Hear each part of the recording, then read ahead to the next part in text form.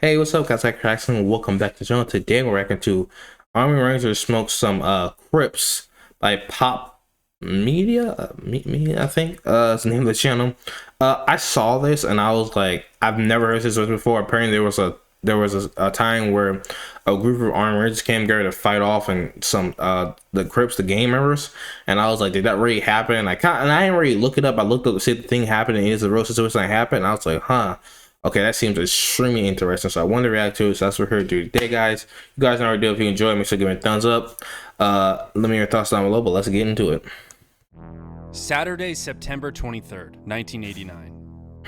An Army Ranger who had just purchased a home on one of Tacoma, Washington's most gang-infested streets quickly became a witness to various illegal activity happening out front of his home. He wasn't shy of confronting it or notifying the authorities, and soon after, he became the target of one of the most notorious street gangs Washington State has ever seen. And after shaking up the Hornet's Nest one too many times, his home was ambushed by the Hilltop Crips gang, but not before he invited 15 of his Ranger buddies over for a barbecue. 300 rounds, and 10 minutes later, the Crips were fighting for their lives.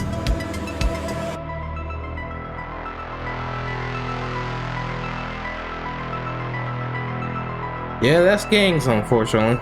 In 1989, the neighborhood of Ash Street in Tacoma, Washington was an open-air drug market. There were several hotspots and almost every house on the block was an active and thriving trap house. These gang infestations in the 1980s, born from the crack epidemic, flooded the streets and created an economic downturn that defined the decade. You might remember President Ronald Reagan declaring the war on drugs, or his first lady who was just like, just say no, oh my god. That was this time. Tacoma was Washington State's ground zero. Yeah, you can't just say no. And by the summer of 1989, it had grown blatant, middle of the day type shit. Not back then when we were the ice cream man type shit. And this was all just fueled by crack everywhere. Gang members moving in from California. Tacoma police had experienced nothing like it before and were really struggling to get it under control. Oftentimes not even knowing how to respond to it. Ash Street neighbors consistently called police, called 911 repeatedly, and got nowhere. Those neighbors were so infested though, like, what could they really do? Very mild. Community-oriented policing was a new thing, such as taking bullshit calls and pretending like it's not bullshit. Yes, ma'am. I know you can't sleep when the dogs are barking. But community policing was still viewed with suspicion by veteran cops who came up in the 60s and preferred the old ways, like smacking people in the head with their portable radios. At the time, Tacoma Police Chief Ray Faitlin pushed these new community policing programs so far that the Hilltop Crip gang rose to power. When the OGs from Woodwood like HTC, when we mounted up the streets 200 deep, in the park rangers had a shoot cats from Ashby. When the Ashby's connected with them Hilltop niggas, had a shootout and chased out some Cali niggas. Staff Sergeant William Folk of the 2nd Ranger Battalion 75th Ranger Regiment purchased his home on Ash Street in hopes that the neighborhood would soon turn around. To protect that investment, he was determined to help push the drugs. Maybe like you shouldn't have bought the house in the neighborhood. I didn't say you want that hope, but I don't know. But like, Staff Sergeant Folk was not most people. He was an elite operator who at a moment's notice could hit hard and smash fucking everything. You know, Ranger shit. But violence was the last thing the Staff Sergeant wanted, and he remained optimistic.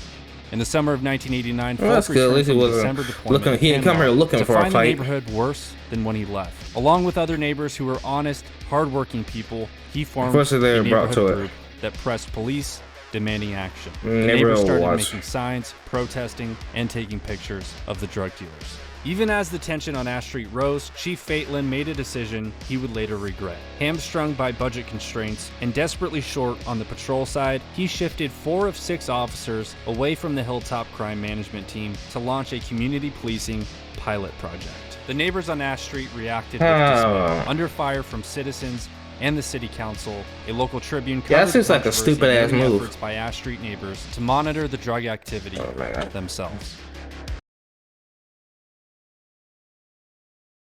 So a group of a dozen neighbors who live in the area of South 23rd and Asian Street said they were on the verge of urgent action because the police have failed to curtail the drug dealing around their homes. Understandable. I mean, like, honestly, like, I was gonna say, you know, my mom worked her damnedest to keep me and my siblings out of neighborhoods where there were drugs and stuff selling on the corner because she wanted to fall into that same lifestyle. So I can definitely understand people who just want to live their lives didn't want to be around that. I can definitely understand, like, at a certain point, it's like, well, if the police aren't going to do something, I have to do something.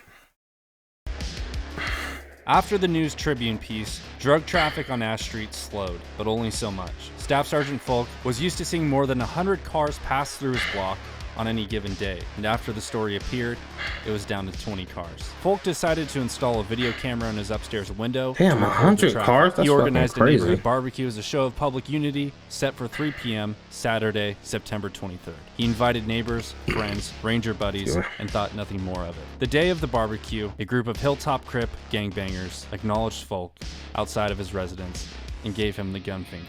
It came from a car full of Crips. Driving by his house, the index finger pointed, thumb up, a little flip of the hand. This is so stupid. Words, boom, boom.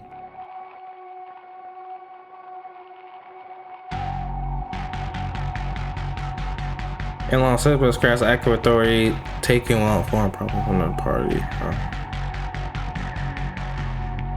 So pretty much they threw the shots. They literally threatened the man on Folk's house, and a few hours later they returned and threw rocks at it. Someone else took shots at the house and the video camera with a BB gun. Folk and a few ranger buddies then walked across the street to confront the out-of-shape, chain-smoking gangbangers who think they're hard. Folk told them to stop throwing things at his home and the neighbors' homes, to stop shooting BBs, and to instead turn their lives around and find better ways. The gangbangers warned him to take the camera out of his window. The gangbangers suggested the staff sergeant didn't know who he was dealing with. The staff sergeant suggested the gangbangers didn't know who they were dealing with.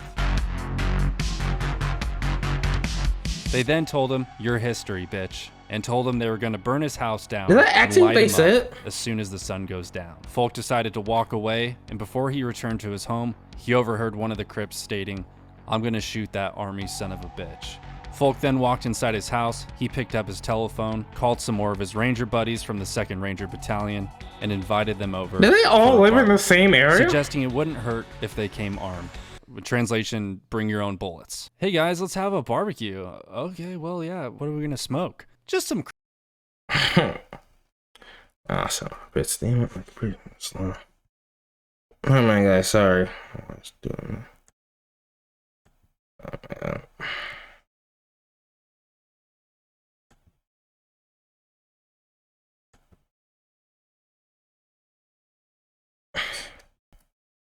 Sorry about that, guys. I don't know what happened with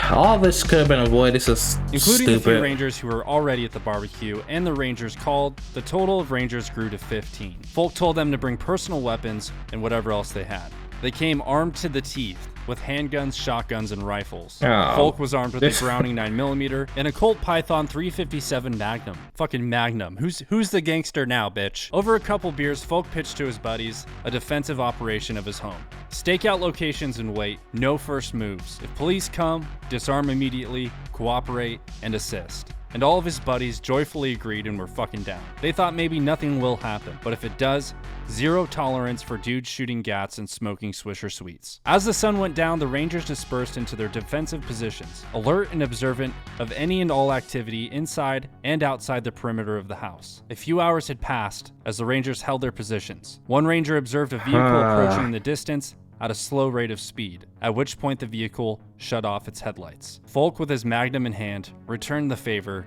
and turned out the lights in his house and in the yard. At 9:20 p.m., as the vehicle approached, someone within the vehicle fired a shot into the air.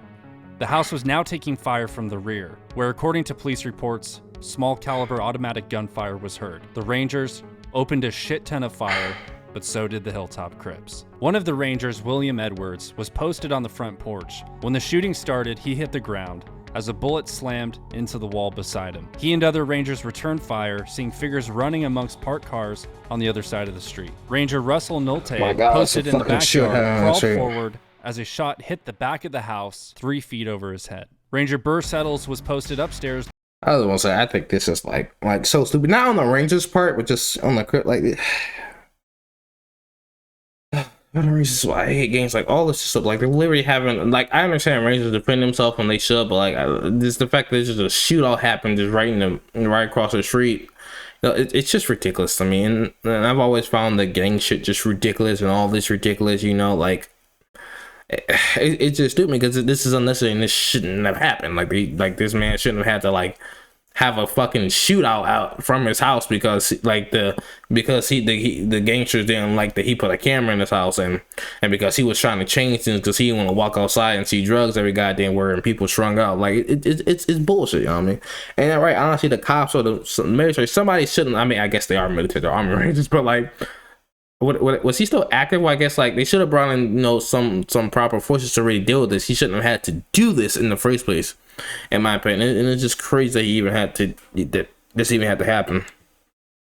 By the infamous controversial fucking video camera as a shot came through the window. The bullet grazed his head and he received multiple lacerations on his face from the shattered glass. Numerous muzzle flashes were now seen from the east. There were at least 16 shooters in 3 different locations. The Rangers again returned fire, while outside the assailants took cover amongst the parked cars, shooting over their shoulders, ducking down, shooting blindly. You know, stupid shit like that, like gangsters do. At this time, a neighbor taking cover on her kitchen floor dialed 911. And just like the famous Wild West shootout at the OK Corral, it was over in minutes. 10 minutes, to be exact. The first police car came down the middle of the street, cherries and berries on, with his siren blaring. The Rangers dropped their weapons, but as that first patrol car arrived on scene, one of the Hilltop Crip gang members popped a round off, sending the patrol car reversing out of the scene so quickly, smoke was seen coming from the rear tires. Officers in the car reported hearing 50 to 60 shots in less than 1 minute. Shortly after, more cops pulled into the block, and the gangbangers ran. This is so fucking stupid, man. It's ridiculous.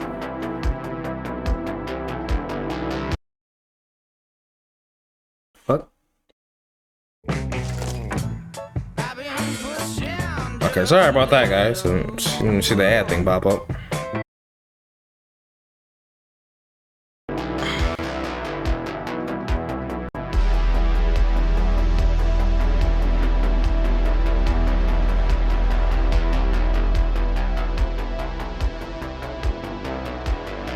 Yeah, get arrested. You deserve this. This was all unnecessary in so many ways. The unarmed staff sergeant walked out the back door to his driveway and the alley behind his house. He felt someone behind and didn't fight. A hand shoved his head down and a voice ordered him to the ground. One gang member by the name of Frankie Strickland was cornered by a police canine and found to be in possession of 16 rounds of 9mm. He said he was holding them for a friend, but couldn't remember the friend's name. You know, like a fucking liar. He also said the same thing about the pistol he was carrying. It was for a friend. Another suspect was carrying copper-headed rounds for a gas gun. Once the situation was under control and the officers learned about the Rangers' defensive operation, the responding sergeant of the Tacoma Police Department wasn't too happy about it. He lectured Folk and the other Rangers for not calling the police for assistance until shots were fired. But what they had felt that the situation may have been avoided by calling 911 prior to the shooting getting started. Out of what was quite possibly a 35-man gunfight with over 300 rounds shot in the dark, no one was reported to be killed or injured. Well, that's good at least. The official version of the shootout held that miraculously no one was hurt, but there were rumors injured gang members did not seek medical attention for obvious reasons, and some may have even been mortally wounded. And according to Folk himself, during the firefight, one gang member rushed towards Folk's house. I guess he thought he was gonna John Wayne it, Folk remembered. One of the Rangers took aim and hit the gangster in the shoulder. The attacker staggered back and ran away. The moment goes unmentioned in police reports and witness accounts of the time. Unverified gossip holds what? It was dark outside. I don't know who was Seattle area. I don't know who was looking at the gunshot from Tacoma. The gunfight's happening. Doug Sutherland, who was mayor at the time, pondered a declaration of a citywide version of martial law to combat the gang violence that immediately drew national attention. The city of Tacoma found the dollars to add more police officers to their department. Then Governor Booth Gardner even considered sending in the National Guard to Ash Street. The Hilltop Crip gang member who was arrested and found in possession of the 9mm and the pistol, Frankie Strickland, was the only man charged in connection with the shootout. He was convicted of second-degree assault and was later sentenced to 22 months in prison. The military officially considered the incident a matter of self-defense for the off-duty Rangers. On February 9th, 2010, Tacoma police and FBI launched this happened in a 2010 on the Hilltop Crip gang and charged 32 members with up to 50 crimes, everything from theft to attempted murder and drug sales. A few years back, a Tacoma police officer said something about the shootout. He said it was the single most important incident in Tacoma that caused a change in police policies. So at least there was some good out of this. Staff Sergeant William Folk never moved away from Ash Street, and as he predicted, he was never promoted and left the Army in 1993. He still owns the property to this day. Hey guys, if you enjoyed this video, be sure to hit that subscribe button. There's a lot more of these historical crime breakdowns in the works, and you don't want to miss them. So be sure to subscribe, and I'll see you guys in the next one. Thanks for watching. Goodbye. Alright guys, I'm gonna stop the video right here. Stream is over. Thank you guys for watching. That was definitely interesting. I never heard of a story like that before. And again, like I said, I'm mad and upset because I really wish that didn't have to happen. And like I said, of course, not the guards or anything, or not the Army Rangers. They were just defending themselves, as you know, from the gang that were attacking. But like, it's just so much nonsense. Like somebody, like innocent people really could have died in that fight if things went a different way, you know. And it's just unnecessary because it shouldn't have had to happen like that. Like there's no reason for that. And it, you know, and as much as, you know, I love, you know, like hip-hop music, you know, certain things like, you know, that promotes that type of, you know, the stereotype of the gangster with the guns and selling the drug stuff, you know, I hate it because like it's bad. Like, no, you shouldn't be doing this, you know. Like this shouldn't be happening. Like, no, like go out there selling drugs and holding, like, that's not cool. And I never found it cool, you know. But anyway guys, thanks for watching. I hope you guys enjoy. If you did, make sure you thumbs subscribe and make sure you give a thumbs up. Make sure thumbs up, subscribe, and share the video. I really appreciate it. If you want to help support the channel, make sure to check the link in the description for the videos. Whether it's a channel, I'll leave it down there so you guys can go support him. He did a great job putting this together. Make sure to check the link in the description. To my social media will also be there.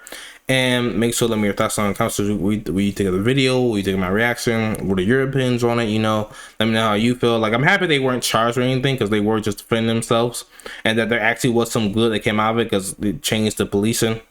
It caused police and stuff to change and really to ramp up because it was such a big incident. So there's some good in it, but let me know your thoughts down below. But as I crack some out, peace.